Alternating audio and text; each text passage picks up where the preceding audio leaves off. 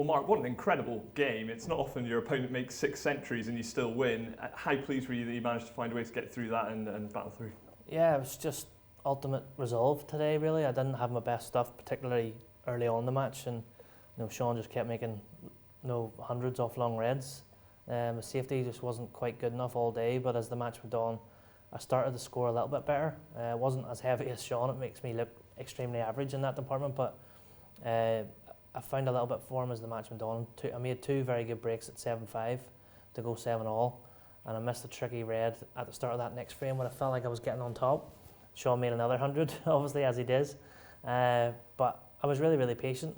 I made 47 at the start of the next frame, closed it out reasonably well after Sean flicked the red and missed the black, and then I got my first real bit of luck all day, really, in that deciding frame. I flicked the red in the middle, playing safe, potted a good brown and made 62, off that nice fluke, and closed out the match. Yeah, you got that fluke to get in the decider, but how proud were you of how you held yourself together to capitalise on it? Yeah, I was in complete shock that I got a fluke. I think that's my first since 2016, so I had to take full advantage. But yeah, I've always been pretty good under pressure, so once I potted that brown in the middle and come down for the red nicely, I fancied myself to do a job. But the balls were sitting awkward, they're all covering each other, the black was sort of tied up a little bit, pink only went in one corner pocket, so there was a lot of manoeuvring that had to be done, but I just took my time a little bit more in that deciding frame, didn't miss anything simple, and it was a nice way to get over the line.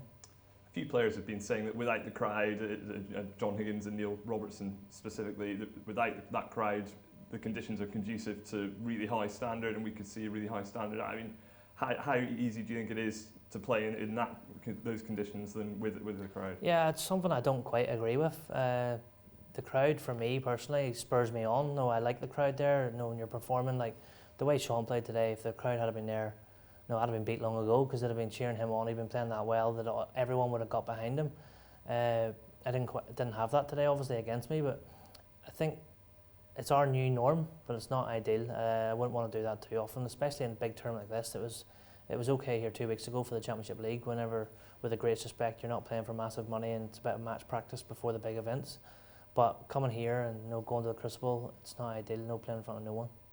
Just a quick word on you. Before your match, you mentioned that you did the very generous thing of volunteering during the lockdown and helping out some people in your local community. Can you explain a bit about how your reasoning and why you decided to go and do that? Honestly, just for my own sanity. The first few weeks were really tough. I was in the house on my own, and the only time I really seen anyone was on Saturday nights when we had like video calls and we were all having a few drinks. That was the only time I really seen anyone. So it was getting on top of me a little bit. I didn't enjoy being in the house on my own, so I put a few things on social media to see if anyone needed any help, just volunteering to do anything really. And no one got back to me. I thought, I can't even give it away for free. But eventually I got in touch with a guy who knew another guy who was like heading the whole community sort of help scheme in Antrim. So I got in touch with him. He was happy for me to get on board. So it was just a matter of going and get grocery shopping for people that couldn't get out of the house, going to the chemist, doing prescription runs, delivering them all around Antrim or the nearby areas, and I was doing that for maybe 3 or 4 hours every day, and it gave me something to do, and it was good. I met some really nice people. There was one elderly man, he must have been well into his 90s. He just lived with his wife and couldn't get out of the house, and every time I delivered to him, I made sure I'd done his house last, because it meant I could stay and have a chat with him. So I was there for maybe half an hour every time I went to see him, and it was just pleasing to do it. I really enjoyed it. It gave me something to do as well and get out of the house and not overthink things, just sitting on your own. And just finally back on this week, Mark Selby up in the semi-finals. That's sure to be a titanic encounter. How much are you looking forward to that? Yeah, it's going to be very, very tough. And considering how well Sean scored today, I know that I'll need to play better than that against Mark. My safety wasn't good enough today, and I'll need to be able to create a lot more chances against Mark on Thursday. And if I can just find a little bit extra, I don't think I'll be far away, but I'm not quite where I want to be yet. Well, congratulations on a thrilling win today, and good luck. Thanks, Ronnie.